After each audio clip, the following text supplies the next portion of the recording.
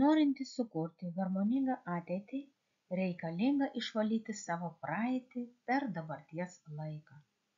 Rita Petrova labai nuostabiai palengvino visiems norintiems tai padaryti.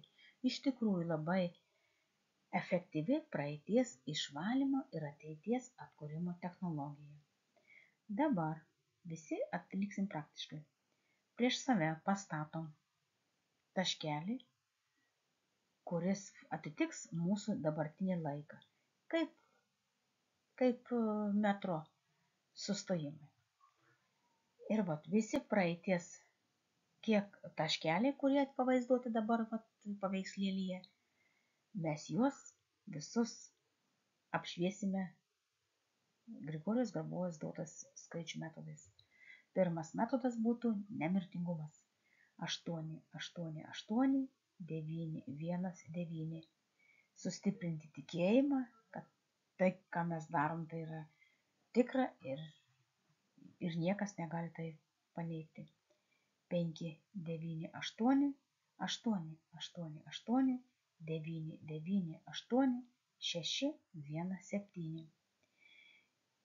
Išstūmimas negatyvios informacijos arba išformavimas. 5, 9, 8, 7, 1, 7, 9, 8, 1, 3, 9. Auksinė taisyklė. 5, 9, 1, 7, 1, 8, 9, 1, 8, 1, 4, 1, 9. Dabar visą praeitį užpildome amžiną meilę.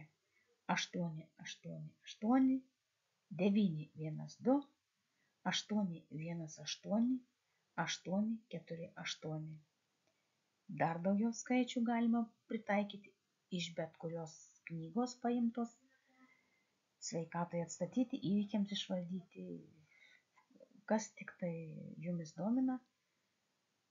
Daugelis skaičių yra sukurta knygose.